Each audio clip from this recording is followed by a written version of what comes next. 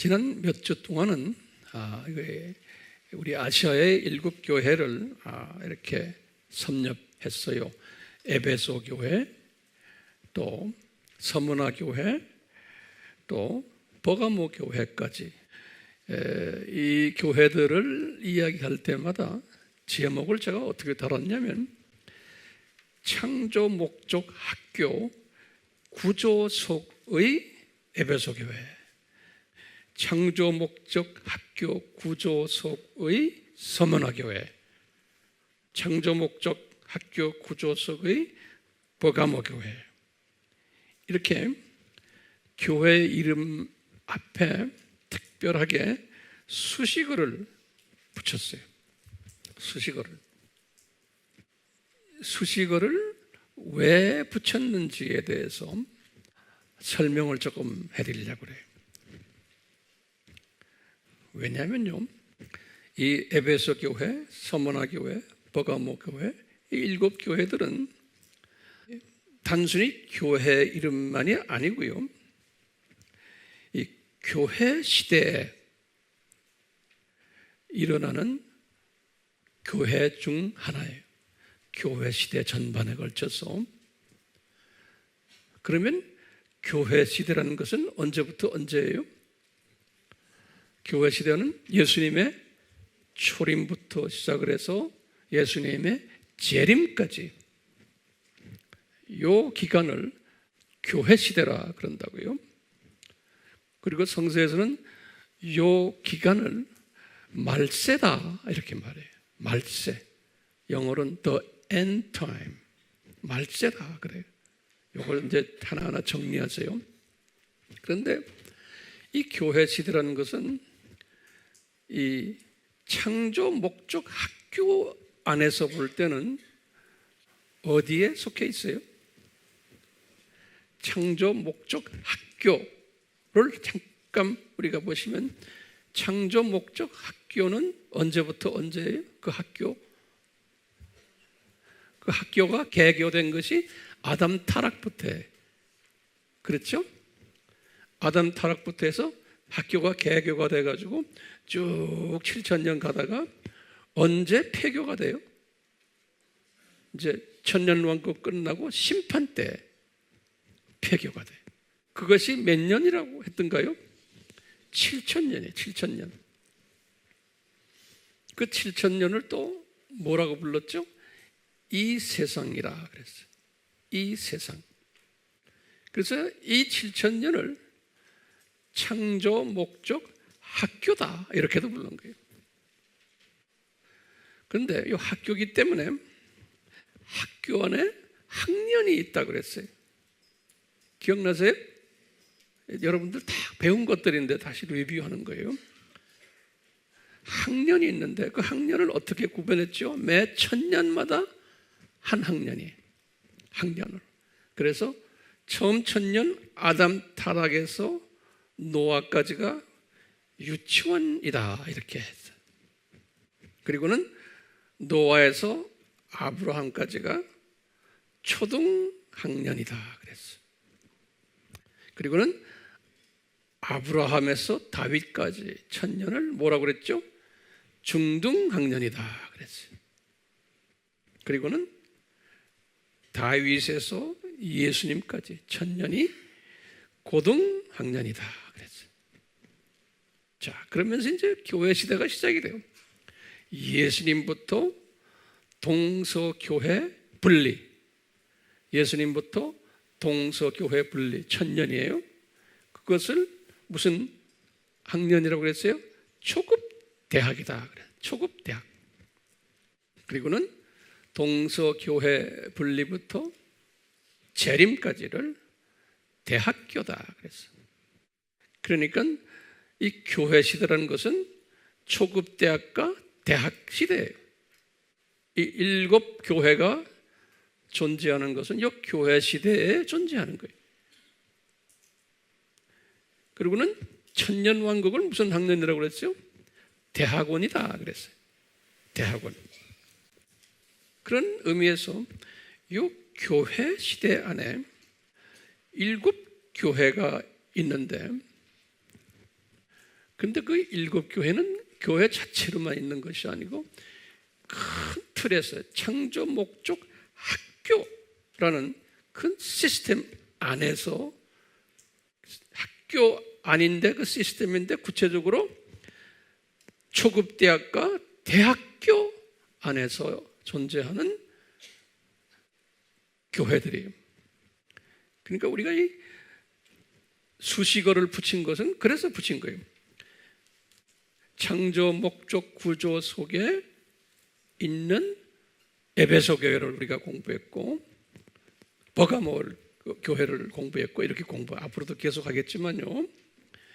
그러면 이 수식어를 집어넣었을 때 그 의미가 뭐냐면, 우리가 에베소 교회를 공부하면서 뭐를 우리가 집중해서 보냐면은, 과연 이 에베소 교회가 창조 목적을 잘 배우고 있느냐? 이 창조 목적을 잘 깨닫고 있는가? 또 깨닫는 것만이 아니고 거기에 순종하는가? 그 다음에 또 하나가 뭐냐면, 주변의 내 민족에게 또 타민족에게 순종하면서 가서 가르치는가? 이런 도구가 이 교회들인데, 이렇게 에베소 교회의 모습을 뒤집어서 우리가 본 거예요. 그런 시각에서. 그 다음에 두 번째 교회를, 서문화 교회를 이렇게 본 거예요. 쭉 그렇게 우리가 봐왔거든요. 자, 그래서 다시 제가 여쭤봐요. 수식어를 쓴 이유를 알겠죠? 또 그 목적도 알겠죠? 네. 자, 그런데요, 오늘날을 한번 들여다보면요, 이 학교 시스템 안에서 오늘날은 어떤 학년대예요?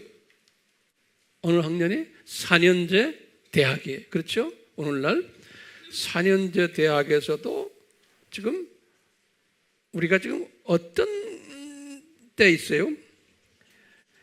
완전히 대학교 4학년 졸업 말기가 지금 오늘날이에요. 요거 잘 들으세요. 4학년 졸업 말기. 이 말은 뭐냐면 이제는 곧 대학원으로 들어가는 거예요. 청년왕국으로. 졸업 말기. 이거 졸업 말기 반, 이렇게 한번 제가 말을 만들어 봤어요. 또는 재림 직전 반, 이렇게도 해보고요. 또는 말세 지중 말세 반, 이렇게도 한번 만들어 봤어요. 오늘날이 지금 그런 때. 자, 그러면 줄을 바꾸셨어. 또 그 다음 우리 아이디어로 들어가요. 예수님께서, 또는 예수님이 구약의 선지자들을 통해서, 또는 신약의 사역자들을 통해서 이 재림 직전 반 시기에 어떤 징조들이 일어날 것인가 라는 예언을 수없이 했어요. 오늘은 이 징조들을 우리가 조금 집중적으로 좀 보려고 해요. 같이 볼까요? 이 졸업반 때 크게 네 분야에서 징조들이 있을 것을 말씀했어요. 크게 네 분야에서.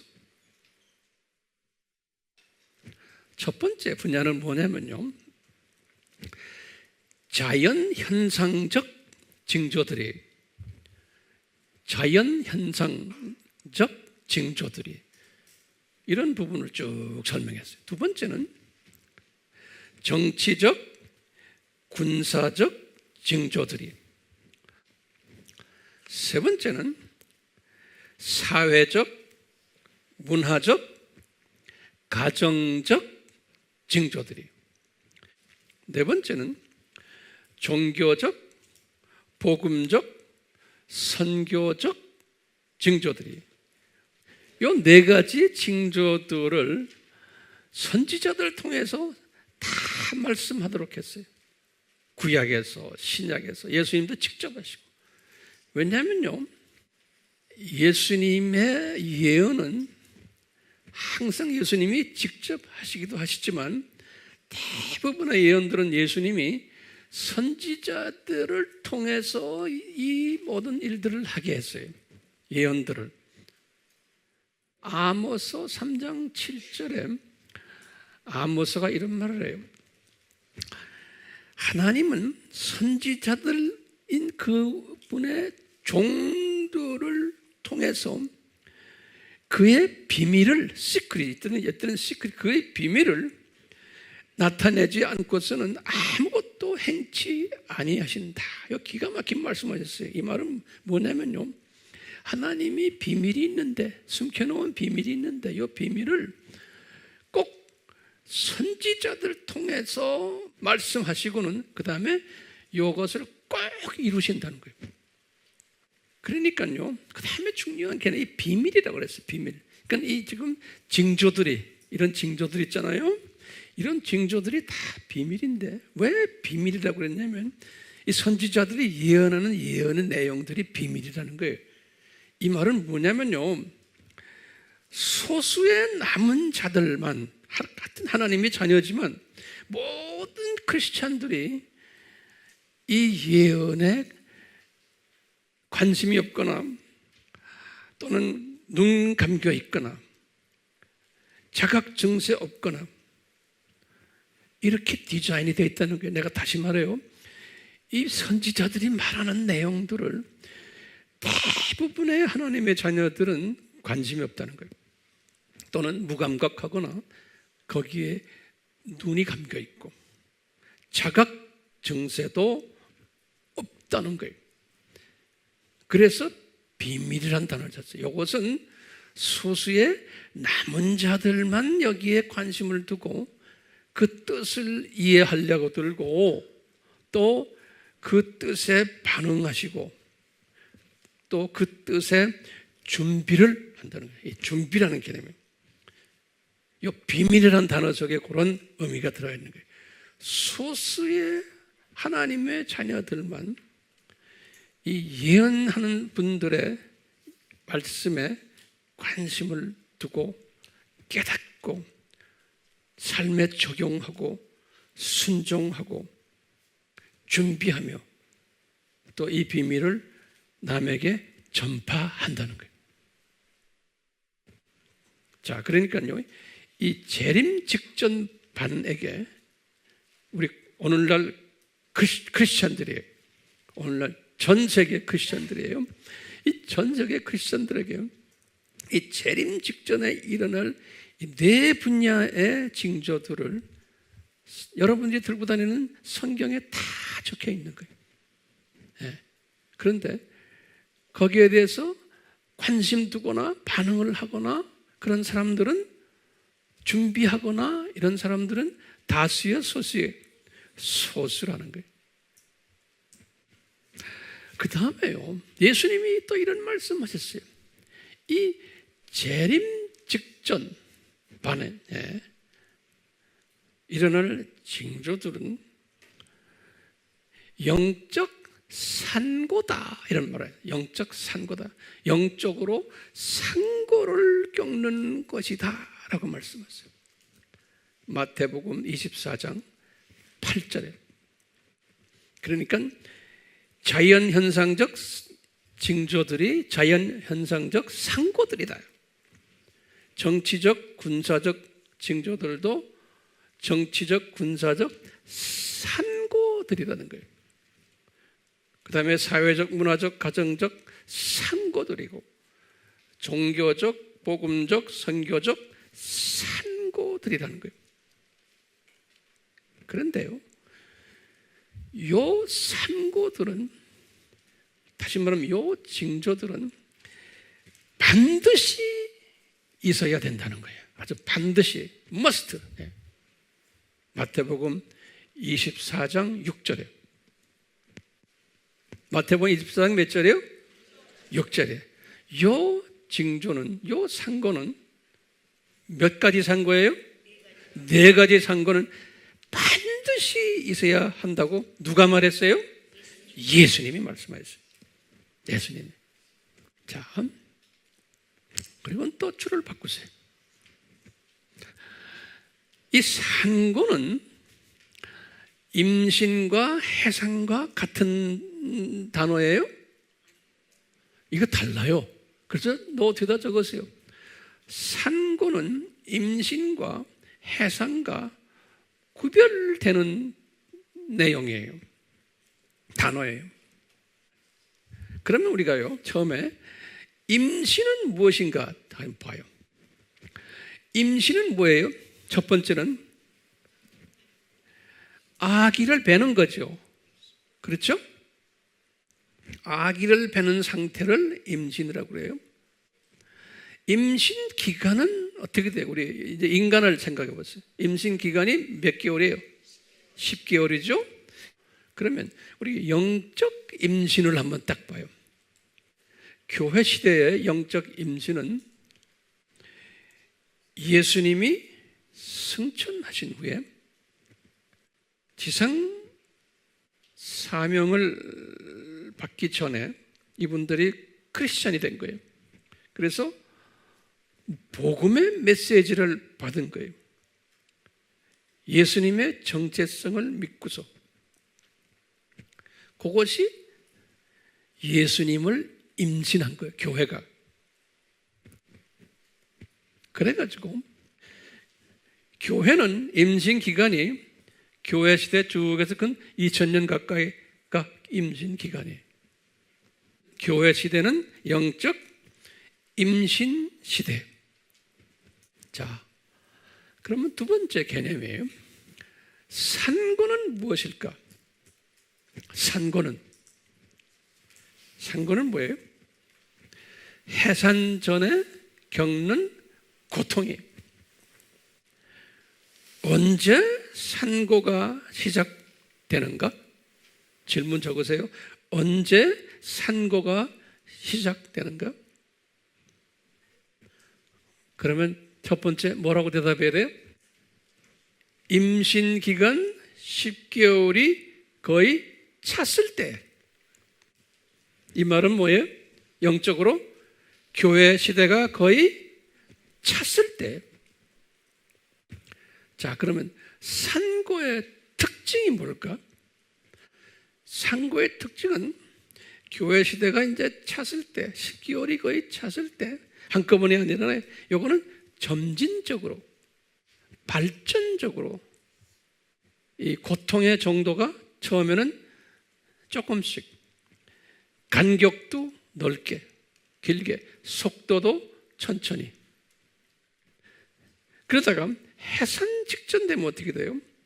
산고가 최고조, 맥시멈으로 클라이막스가 되는 거예요. 아기가 나오기 직전은 산고가 엄청나게 강해지는 거예요. 속도도 빨라지고. 그렇죠? 자, 그러면요, 이 산고의 영적 의미를 좀 봐요. 교회 시대가 거의 끝날 때 겪는 이 교회와 또는 이 세상에 닥치는 이 네 분야의 고통들이, 이 네 분야가 뭐였어요? 자연현상적 고통, 산고들, 정치, 군사적, 사회적, 문화적, 가정적 산고들, 그 다음에 종교적, 복음적, 선교적 산고들이. 자, 그러면 제목을 바꿔서 해산은 뭔가? 해산의 정의는 산모가 아기를 출생하는 행위예요. 언제 출생하는가? 아기가 언제 해산하는가? 그러면 뭐예요?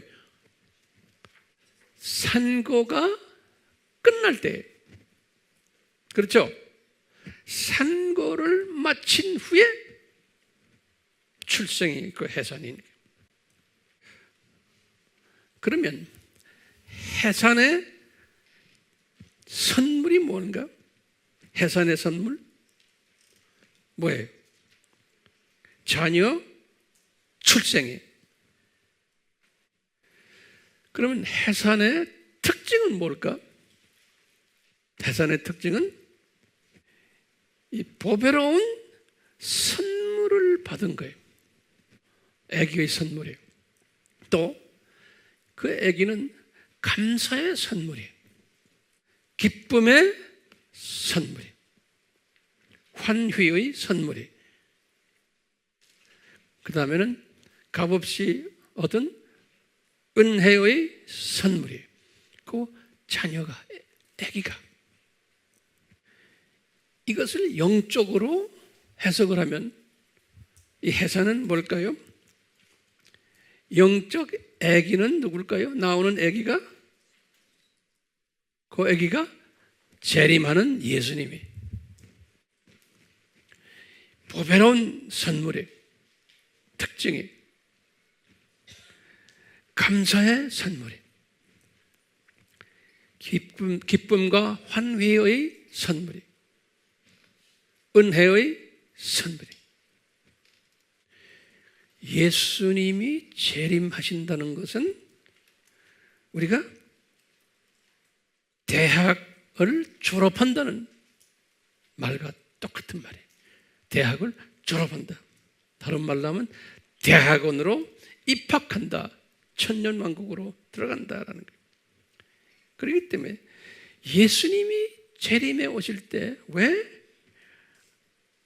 보배로운 선물이고 감사와 기쁨과 은혜의 선물일까? 왜냐하면 예수님이 오실 때 들림받는 사건이 일어나는 거예요. 이 말은 뭐냐면 들림받는 자는 장례식을 경험하지 않는 자예요. 죽음을 경험하지 않는 거예요. 그뿐 아니라 7년 환난을 경험하지 않고 또 예수님의 신부로서 혼인잔치에 들어가는 특권을 가진 거예요. 뿐만 아니라 이제는 예수님과 지상 재림해서 천년왕국 때 왕노릇하는 분들이 로얄 금수저 그룹에 들어가는 사람들이 들림받는 자는 그뿐 아니라 새하늘과 새 땅에서도 금수저 왕노릇하는 사람들이. 그렇기 때문에 예수님의 그 재림은 산고를 겪은 후에 나타나는 것인데 이것은 기쁨과 환희와 감사와 보배로운 은혜스러운 하나의 선물들이에요. 자, 그러면 이 예수님의 재림 전에 일어나야만 하는 네 부류의 산고들을 한번 살펴봅시다. 예수님의 재림 전에 반드시 일어나야만 하는, 반드시라는 말에다 동그라미를 쳐놓으세요. 반드시 일어나야만 하는 네 부류의 산고들을 한번 살펴보자고요. 첫 번째, 자연현상적 산고들이.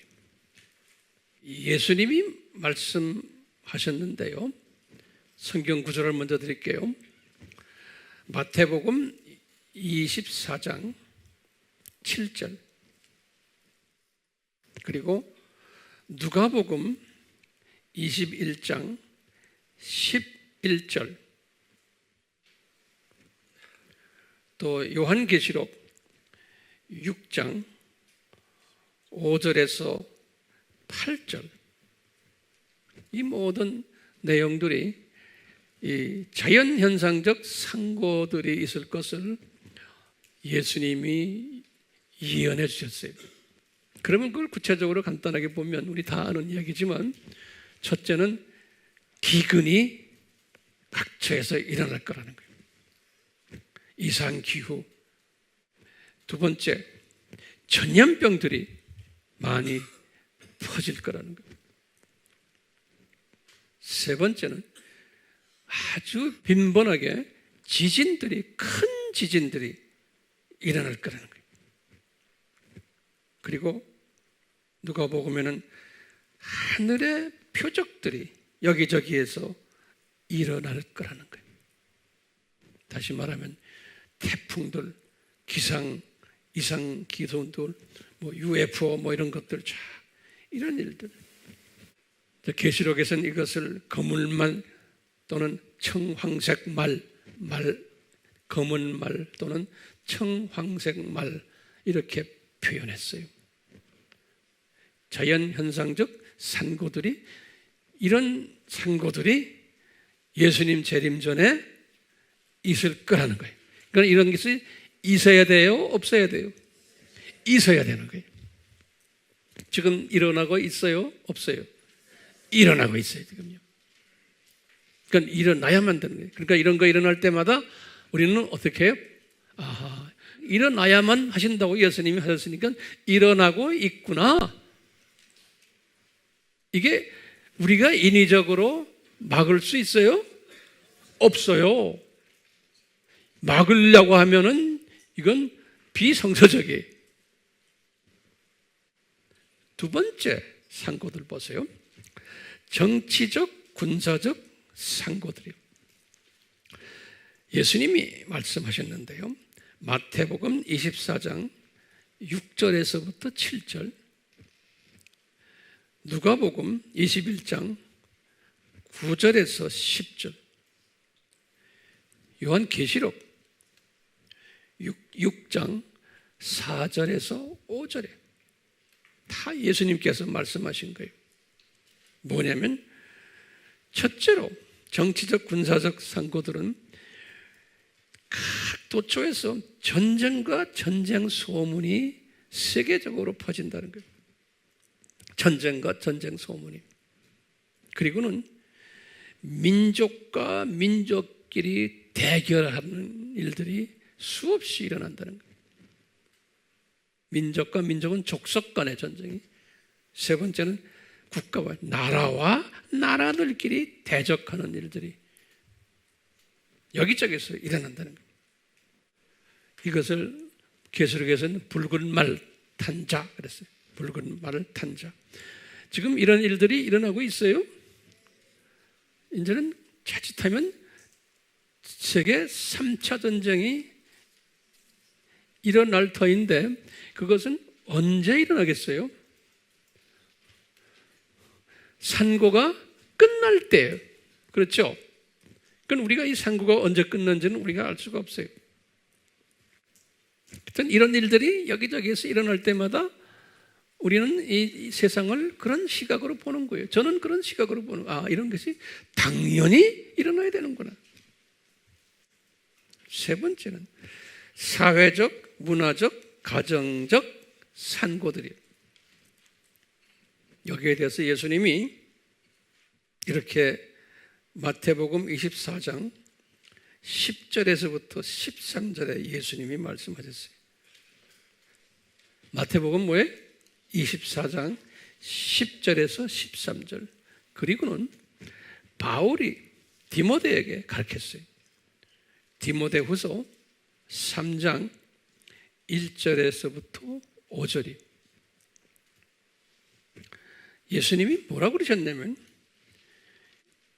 이 상고는 사회적, 문화적, 가정적 상고는 많은 사람들이 실족하게 된다는 거예요. 그리고는 예수님이 많은 사람들이 서로 미워한다는 거예요. 그러니까 2000년 동안에는 이 마지막 산고 기간에 이게 심하다는 거예요. 그전에도 있었지만, 그렇지만 상고도 기간이 있죠. 시간이 있죠.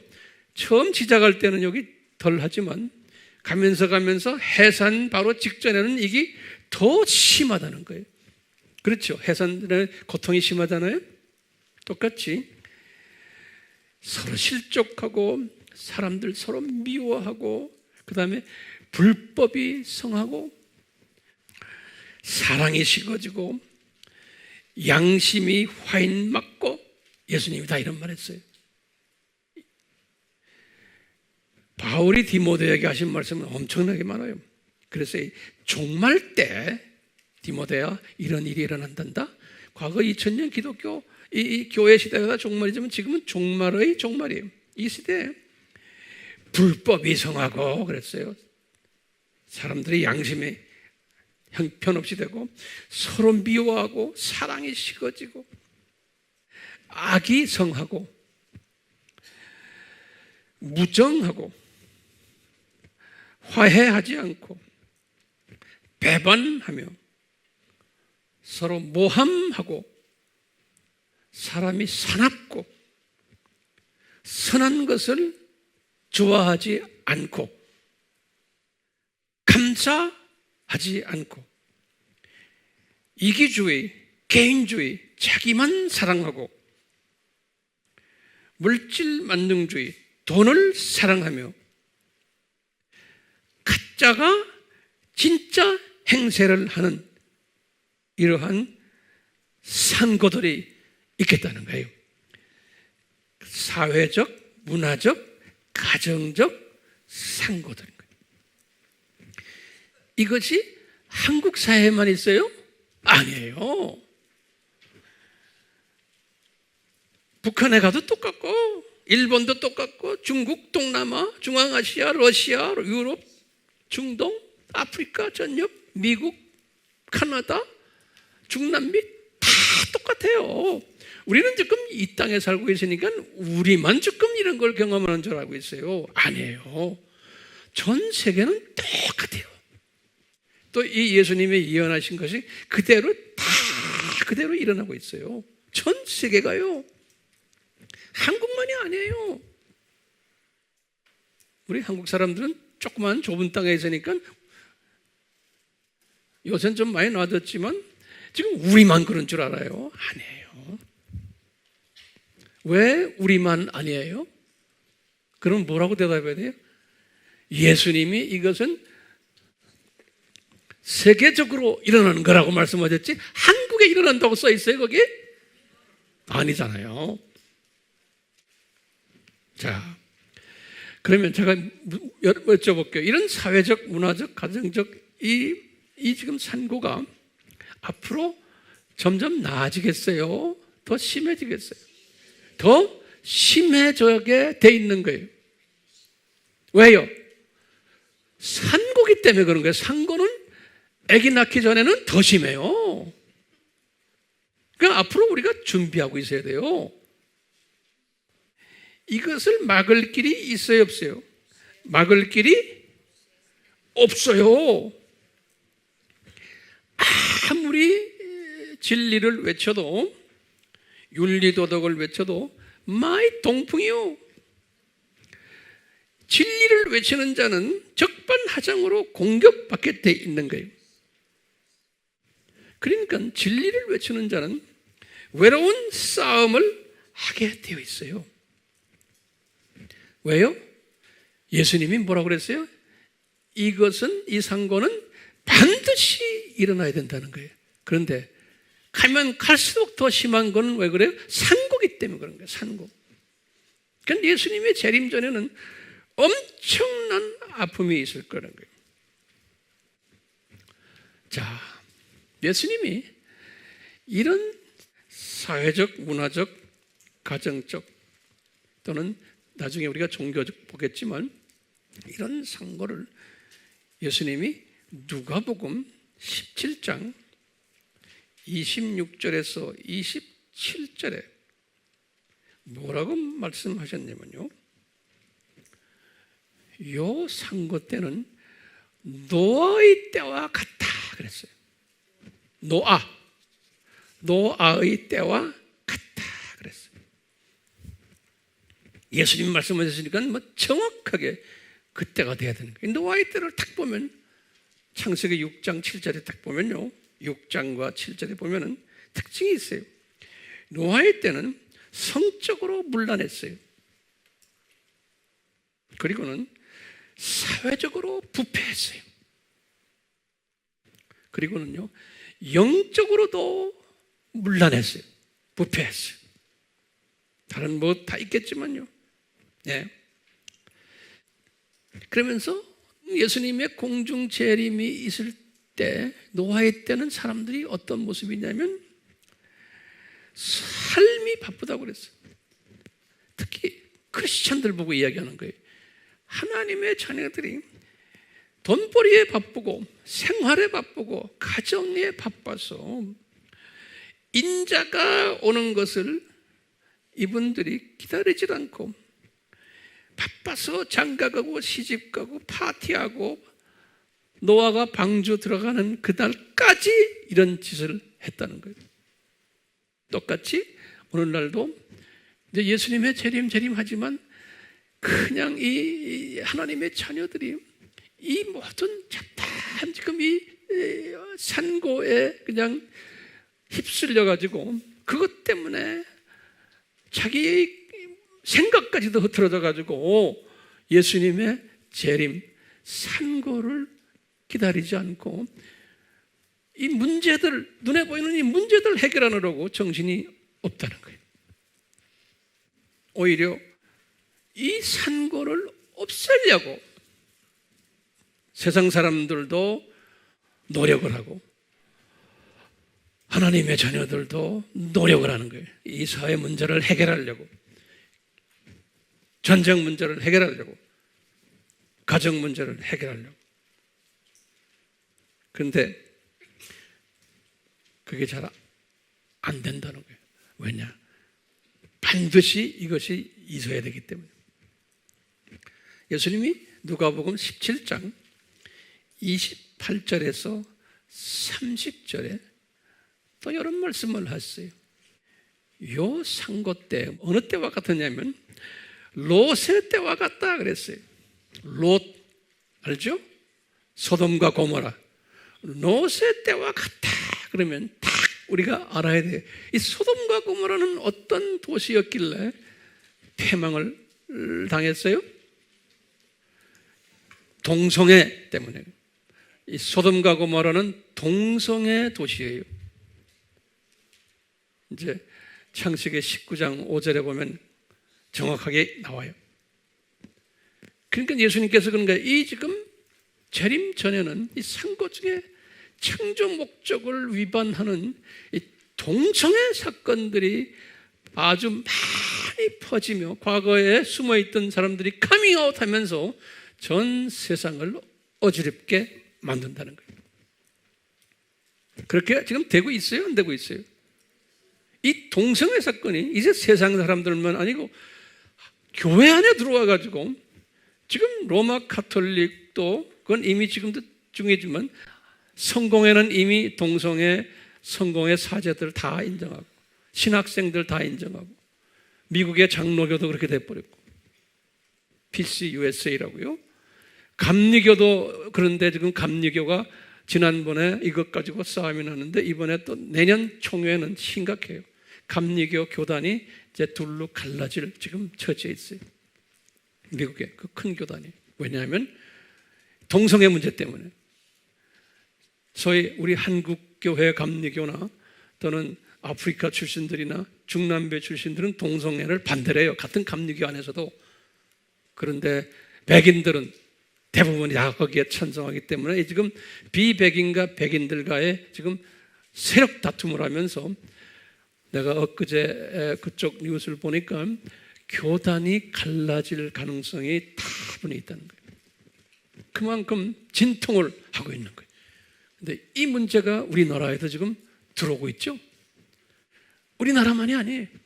카나다도 제가 엊그제 갔다 온 카나다도 그 수상하는 그 젊은 친구가 동성애 마치할 때 길에서 마치하는 거 있죠. 동성애 하는 놈들 빤스 입고 뭐하고 다 옷 벗고 거기에 같이 껴가지고 같이 놀아요. 이 수상이 그런데 끼지 않으면 당선이 안 돼요. 지금 전 세계가 지금 이렇게 가고 있어요. 교회가 그렇게 가고 있어요. 그러니까 이것을 우리가 동성애 이거 나쁩니다 하고 피켓을 들고 데모는 해도 돼요. 왜? 진리를 외쳐야 돼요. 외치지만 외치는 그 자체가 아름다운 거지. 내가 외쳤다고 해서 내 외친 대로 되는 게 아니라는 거예요. 우리가 지금 운명론으로 그렇게 되게 돼 있다가 아니라 이건 예수님이 그렇게 예언하셨고, 예수님께서 이 산고의 그 이론을 가지고 설명을 하는 거예요. 그러면서 이 산고가 뭐라는 걸 쫙 내적 분야로 설명해 주는 거예요. 그러면서 반드시 일어나야 된다는 거예요. 네 번째로 종교적, 복음적, 선교적 산고들이 있을 것을 또 예수님께서 예언하셨어요. 마태복음 24장 4절에서 5절, 마태복음 24장 23절에서 28절, 누가복음 17장 23절. 예수님의 예언이에요. 이거 잘 아는 우리 종교다원주의가 일어날 것을, 종교적으로, 복음적으로 변질될 것을.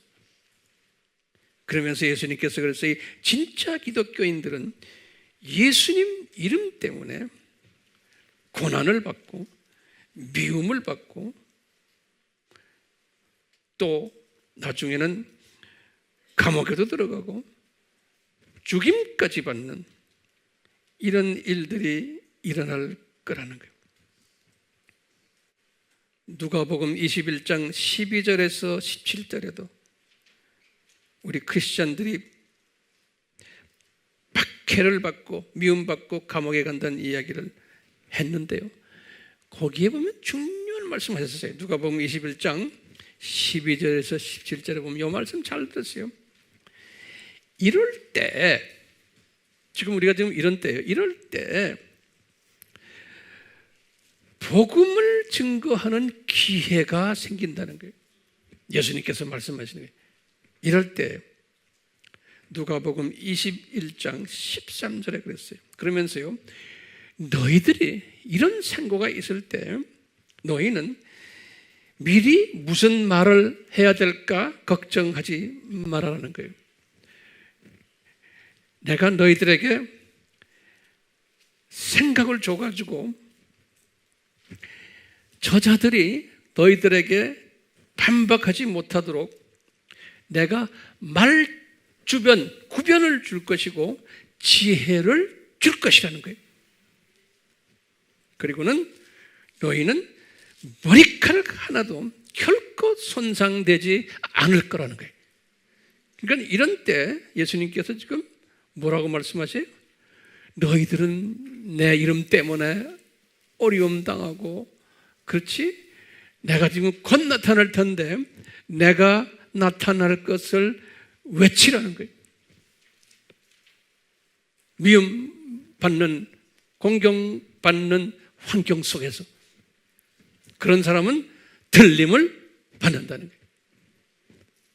사람 무서워하지 말고. 똑같이 예수님께서는 마태복음 24장 14절 우리 잘 알죠? 이 천국 복음이 모든 족속에게 전파되리니 그제서야 끝이 오리다. 이 말씀도 요 지금 산고 중에 딱 말씀하신 거예요. 감남산 설교의 마태복음 24장에 쫙 그냥 이런 징조들을 말씀하시면 딱 한 징조를 말씀하시는 거지. 지금 복음이 증거되는 기회가 있대라는 거예요. 그러면서 그런 사람들이 나올 거라는 거예요.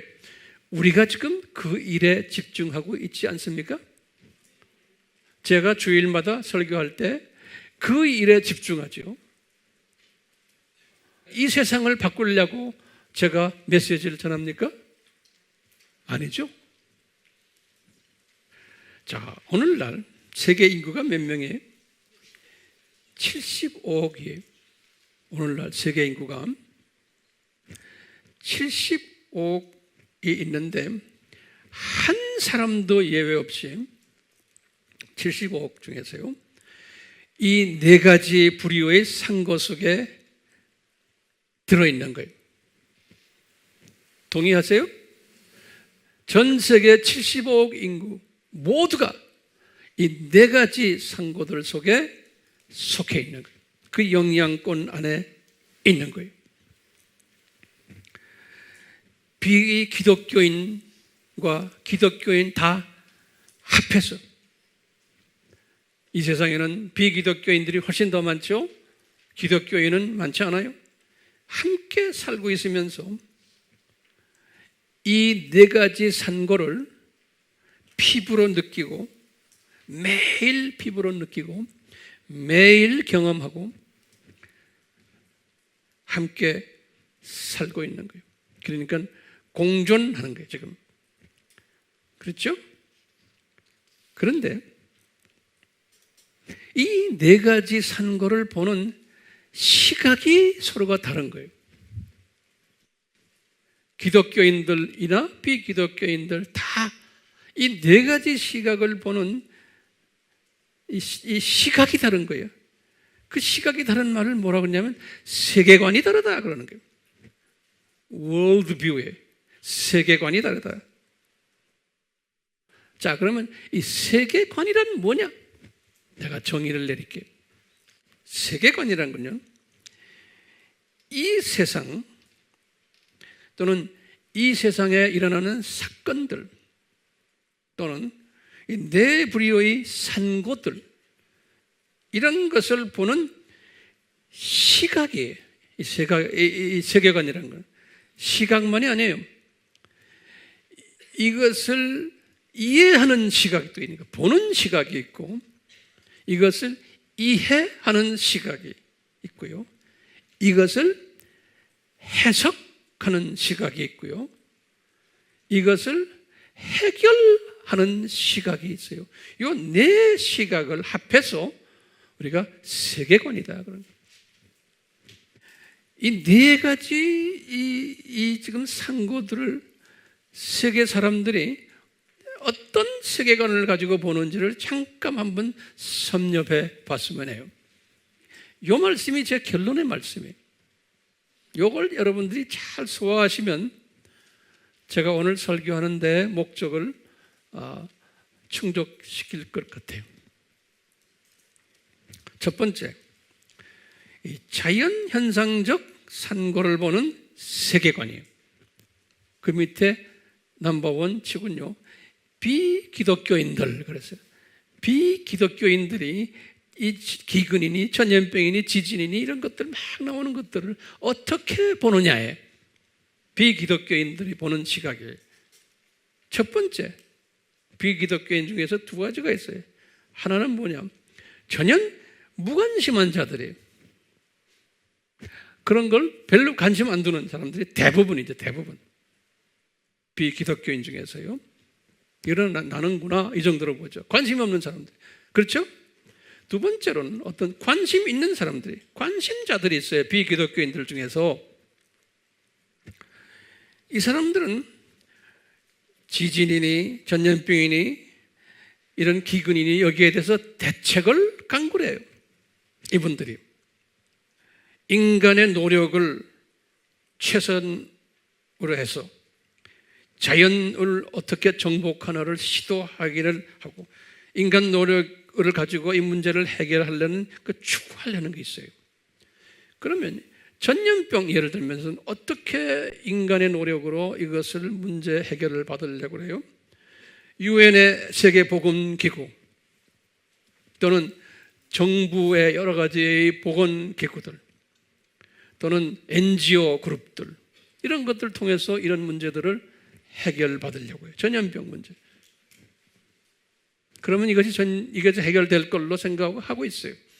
두 번째, 기근 같은 거는 세계 식량기구, 유엔의 정부 또는 NGO 이런 것들을 통해서, 지진은 세계 지진연구소에서 조기 경보 또는 내진 설계 이런 것들을 통해서 해결하려는 인간의 노력이 있어요. 그래서 언젠가는 이것이 해결되기를 소원하는 거예요. 이분들이 가지고 있는 자연재해를 보는 세계관이에요. 비기독교인들이 보는 세계관이에요. 그러면 기독교인들이 보는 세계관은 어떨까요? 이 자연 기근들, 전염병, 지진을 기독교인들은, 첫 번째, 기독교인 중에서도 무관심자들이 있어요. 관심 안 두는 분들 대부분이 거기에 속해요. 무관심자들이. 두 번째로 관심 있는 분들이 있어요. 관심 있는 분들 중에서 소위 말하는 진보 쪽의 사람들, 다원주의 쪽의 사람들, 그분들의 관심은 뭐냐면요, 이 기근, 전염병, 지진을 어떻게 보고 있어요? 대책을 어떻게 강구해요? 이분들은 비그리스도인들이 대책을 강구하는 거기에 같이 동력을 해요. 세계보건기구, 세계식량기구, 조기경보, 내진 설계 이렇게 하면서 대책을 강구해요. 또 이분들 자체가 또 대책을 강구해요. 사회복음을 위해서 기아대책기구, NGO, 월드비전 이런 사람들은 왜 그러냐면요, 이런 것을 하는데 복음을 전하지를 못하게 돼 있어요. 법적으로. 이 NGO들과 기아대책기구나 월드비전 같은 크리스천 그룹들은 NGO 그룹이기 때문에 절대로 예수님의 절대성을 이야기할 수 없게끔 법적으로 제한되어 있어요. 그렇기 때문에 이분들은 그냥 사회복음적으로 개정을 시키는 쪽이 아니고 그냥 사회복음적으로 가는 추세인 거예요. 그래서 이제 이쪽 사람들 중에 대부분이 우리가 이런 것을 다 기근, 전염병, 지진을 없애는 기독교인들이에요. 없애는 마음을 가지고 우리는 소위 후천년주의 사상에 이 세상을 지상 낙원으로 만들자는 시도들을 하는 거예요. 그러기 위해서는 인간이 자기의 의지를 최대한 발휘해가지고 이 세상을 우리가 사람 살기 좋은 나라로 만들자. 그래서 유엔과도 같이 일하고 그런데요. 근데 요즘 기독교인 중에도 다시 말하면 복음주의적인 기독교인들이 또 있는 거예요. 그러니까 예수 그리스도의 재림을 기다리는 분들, 종교다원주의를 배척하는 크리스천들은, 이 사람들은 이 기근과 전염병과 지진을 어떻게 보느냐 이거예요. 어떻게 보겠어요? 이분들은 이것은 당연히 올 것이라 보겠죠. 그리고 앞으로도 더 심해질 것이라 보는 시각이에요. 그렇다고 해서 그것을 방관하는 사람들이 아니에요. 그렇지만 예수님께서 아까 누가복음에서 말씀하셨지만 이것은 복음 전파의 아주 절묘한 수단이 되는 것으로 보는 거예요.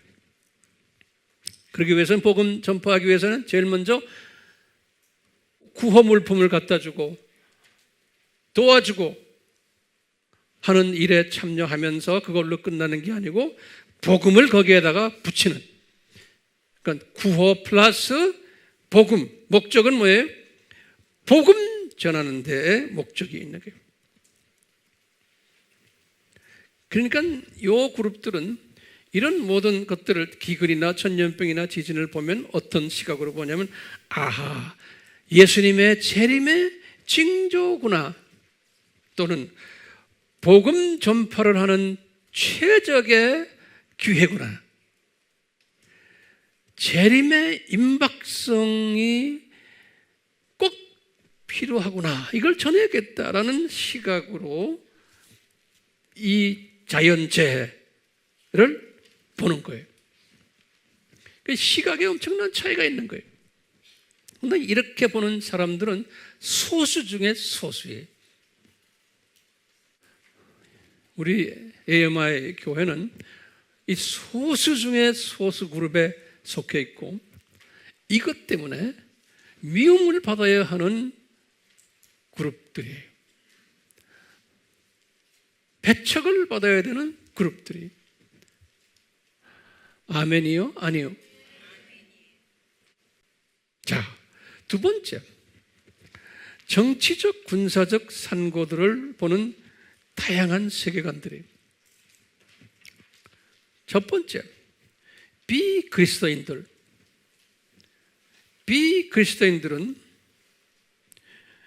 전쟁과 전쟁 소문, 민족과 민족이 대적하고 나라와 나라가 대적하고 이런 것들을 비그리스도인들은 어떻게 봐요? 대부분의 사람들은 무관심해요. 그런데 관심이 있는 비그리스도인들이 있어요. 대책을 간 거예요. 인간의 노력으로 문제 해결을 추구하는 사람들이. 요 중에 대표적으로 일루미나티들이, 나중에 제가 기회에 있으면 자세하게 설명할 거예요. 프리메이슨들이, 유엔이. 그러면서 이분들은 전쟁을 없애고 세계 평화를 추구하며 지상 낙원을 성취하려고 하는 비기독교인들이에요. 이분들은 어떤 방법을 추구하느냐?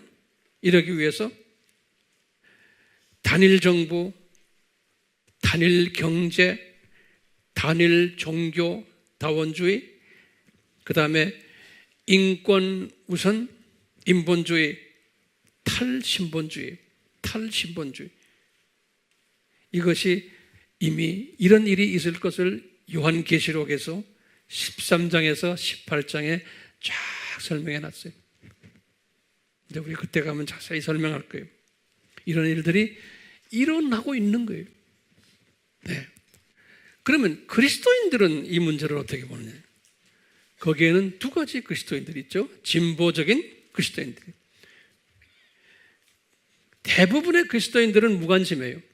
그런데 이 관심 있는 그리스도인들이 진보파 있고 복음주의파가 있어요. 관심 있는 자들 딱 보면 지금 전쟁, 민족과 민족 이런 다툼들을 후천년주의자 시각에서 보는 거예요. 이 진보주의자들은 뭐냐면 이 지상 낙원을 우리가 성취해야 된다. 그러니까 예수 안 믿는 사람들과 보는 눈이 같아요. 그래서 그분들이 같이 해요. 그러면서 이분들은 WCC 또는 WEAA, 지금 많이 WEA 지금 많은 분들이 그쪽에 또 지금 가담하고 있어요. 굉장히 지금 심각한 때예요. 복음주의라고 하는 사람들도 이쪽에 가담하고 있어요. 그러면서 이분들은 세계 평화를 위해서 우리가 최선을 다해야 된다. 그러면서 이분들도 기독교인이지만 일루미나티나 프리메이슨이나 이런 사람들과 같이 또는 예수회나 이런 사람들과 같이 다 손잡고 같이 일하는 거예요. 그러니까 우리나라도 비기독교인들이 이런 사상을 가지고 있는데 교회라는 그 그룹들이 같은 맥락에서 같이 일하고 있는 것 아시죠? 그러면 복음주의 사람들은 어떻게 하느냐? 이 사람들은 이 전쟁, 민족과 민족이 다투고 하는 것을 이 사람들은 재림의 징조로 보고 있는 거예요. 복음 전파의 수단으로 보고 있고 재림의 임박성으로 보고 있는 거예요. 이 사람들은 이 세상이 나그네 세상이고 우리는 저 세상으로 가는 복귀주의달로 보고 있는 거예요. 그러니까 이 세상에 지상 천국을 만드는 데는 관심이 없는 사람들입니다. 근데 이 숫자는 많아요, 적어요? 적은 거예요. 이분들이 세 번째 지금 징조의 사회적, 문화적, 가정적 상고들을 어떻게 보느냐? 첫째, 비기독교인들은 이런 걸 어떻게 보느냐? 아까 온갖 문제들이 있었죠? 이 사람들 대부분이 무관심해요. 근데 관심 있는 자들은 대책을 간 거예요. 이분들은 예수 안 믿는 사람들, 우리가 인간성을 존중하자, 우리가 사회 개혁을 하자, 건전한 윤리도덕 사회를 가르치자, 건전한 가정을 회복하자, 준법 정신 가르치자, 인성교육 가르치자, 그러면서 학교 프로그램에도 그렇게 만들고 세미나도 인간성 회복 세미나도 하고 가정 세미나도 하고 부부관계 세미나도 하고 자녀교육 세미나도 하고 그런데 세미나를 그렇게 돈 들이고 열심히 전문가들이 하지만 상태는 더 심해지고 더 악해지는 것 지금 우리가 보고 있죠? 그렇지만 이런 노력을 하는 거예요, 이분들이. 그리스도인들도 마찬가지. 대부분의 사람들은 무관심해요.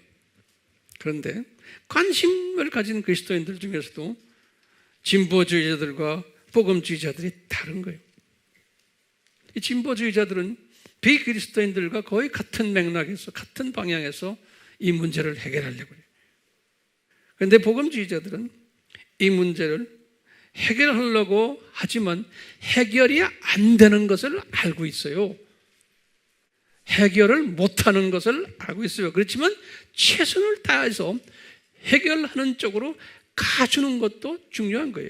그냥 방치하는 것이 아니고. 자, 그렇지만 이것을 해결을 하려고 최선을 다하지만 안 되는 것을 알면서도 최선을 다하는 그 모습 속에서 뭘 해야 되냐면 이것이 재림의 징조구나. 복음 전파의 수단이구나. 재림의 임박성이 있구나. 그러면서 이것을 깨닫고 최선을 다하면서 예수님의 재림 쪽에다가 초점을 맞추는 사람이에요. 그 문제에 초점을 맞추는 게 아니고. 마지막으로 네 번째, 종교적, 복음적, 선교적 산고들이 이걸 보는 시각이 비그리스도인들, 대부분의 비그리스도인들은 무관심해요. 관심이 있는 비기독교인들이 있어요. 이 사람들은 모든 종교를 동일한 종교로 만들려고 그래요. 그렇게 또 생각하고 있는 거예요. 그렇기 때문에 예수 그리스도만이 유일한 구원주다라고 말을 하는 사람을 이분들은 극단주의라 그러고 극우파라 그러고 외골수라 그러고 꼴통보수라 그러고 기독교의 그 복음 때문에 미워하고 배격하고 비인간적, 비상식적 사람들이라고 비난하는 이 믿지 않는 사람들이 이 종교적, 복음적, 선교적 산고들이 있을 때 그런 일들이 있을 때 이 사람들은 이렇게 해서 모든 종교들을 하나를 만들고 선교가 무슨 선교냐? 그냥 불쌍한 사람 도와주는 게 선교다라고 생각하는 그러한 사상, 그러한 세계관을 일반적 비기독교인들 중에서 괜찮은 사람들이 가지고 있는 거예요. 그런데 기독교인들 중에서도 두 가지가 있죠. 무관심자들이 대부분이지만 관심 있는 기독교인 중에서 두 가지. 진보적인 사람들과 복음주의 사람들. 똑같아요. 이분들이 진보적인 사람들은 예수 안 믿는 사람들과 거의 생각이 같아요. 예수의 이름만 이야기하는 것뿐이지. 복음주의자들은 이것을 하나의 징조로 보고 반드시 있어야 된다라고 보며 복음 전파의 수단으로 보는 거예요. 자, 제가 결론적인 말씀, 이 결론이 굉장히 중요해요. 예수님이 감람산 설교에서 이 들림을 받는 후보자 기독교인들에게 이런 경고를 하셨어요. 그러므로 너희들은 깨어 있어라 이런 말 했어요. 마태복음 24장 42절에. 그러니까 항상 눈을 밝히 뜨고 이 망대에 서서 딱 지켜보라는 거예요. 그래서 깨어 있으라는 말을 keep watch 그랬어요. 우리 그 망대를 watch place라고 그래요. 이게 뭐죠? 망대 있죠? 네. 그래서 keep watch 그랬어요. 그러니까 keep이란 말은 항상 깨어 있어라. 그러면 문제가 있어요. 어떻게 깨어 있을 것인가요? 깨어 있으라고 그랬는데 이 방법론을 제가 결론으로 말씀드리려고요. 어떻게 깨어 있느냐? 첫 번째는 이 세상에 예수님 재림 전에 이 세상에 이 재림 전 시대예요. 마지막 대학 졸업반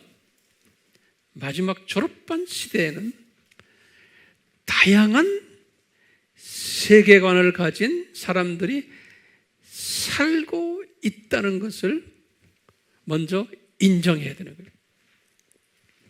이걸 인정을 하고요. 이 산고를 보는 시각이 다르고 이해하는 수준이 다르고 해석하는 방법이 다르고 해결하는 방법이 다른 것을 인정을 해야 돼요. 그런 사람들이 살고 있다는 거죠. 그렇기 때문에 우리는 이것을 인정하는 것이 깨어있는 사람의 하나의 특징이에요. 두 번째로 또 깨어있는 사람의 특징이 뭐냐면요, 비기독교적 세계관을 가진 분이 다수고 지배적이라는 것을 인정해 줘야 되는 거예요. 비기독교적 세계관을 가진 사람이 다수이고 지배적이라는 것을, 그런 시대라는 것을 인정해 줘야 돼요. 이게 깨어있는 사람이에요. 세 번째는 비기독교적 세계관이 정통 세계관으로 인정받는 것을 인정해 줘야 되는 거예요. 비기독교적 세계관이 정통 세계관으로 인정받는 시대에 살고 있다는 것을 인정해 줘야 되는 거예요. 그 다음에 심지어 다수의 기독교인들도 심지어 비기독교적 세계관에 동조하고 있다는 것을 인정해 줘야 돼요. 이것이 깨어있는 사람이에요. 그 다음에 뭐냐면 세계관의 혼돈과 미혹 시대에 살고 있다는 것을 인정해야 돼요. 오늘날. 그 다음에 복음주의적 세계관주의자들이 소수고 비복음주의적 세계관주의자들로부터 미움받고 배척당하고 소외받고 왕따 당하며 불이익당하며 고통당하며 핍박받고 투옥과 살해까지 당하는 시대임을 인정해야 되는 거예요. 왜냐하면 이것이 노아의 때와 같고 소돔과 고모라의 때와 같다라고 예수님이 말씀하셨기 때문이에요. 대중적 인기를 가질 수 없는 시대임을 복음주의 사람들은 깨닫는 것이 깨어있는 거예요. 그렇기 때문에 깨어있는 사람은 영적 지혜를 가진 자고 명철을 가진 자고 지식을 가진 자고 영적 분별력을 가진 자인 거예요. 그 다음에 두 번째로 깨어있는 방법은 뭐냐면 아시아의 7교회 속에 숨겨져 있는 신비를 공부해야 되는 거예요. 신비를 공부를 해야지만 깨어있는 자가 될 수 있는 거예요. 그래서 우리가 지금 아시아의 7교회를 공부하고 있는 거예요. 그러면 마지막 한마디만, 우리가 어떻게 이렇게 영적 분별력을 가지고 하나님의 그 귀한 마지막 때의 추수꾼으로 들림받는 자가 될 수 있는가요? 그러기 위해서는 첫째로 우리가 내 힘으로는 안 돼요. 하나님의 은혜를 간구해야 돼요. 두 번째로 성령님의 인도하심과 그 인도하심에 순종하기를 간구해야 돼요. 세 번째로 나의 이성과 감성과 영성 위에다가 나의 이성과 감성과 영성 위에다가 성령님의 주시는 지혜와 명철과 지식과 영 분별력과 시대 분별력을 옷 입혀달라고 간구할 필요가 있어요. 그러면 우리가 성서적 세계관 소유자로 변모될 수 있어요.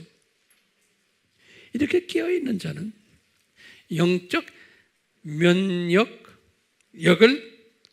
제고시키게 돼서 지금 이 세상 온갖 오염된 정보로 세상을 혼란시키며 헷갈리게 하며 속이며 변질시키는 독소들에서 내가 해방당할 수가 있다고 보는 거예요.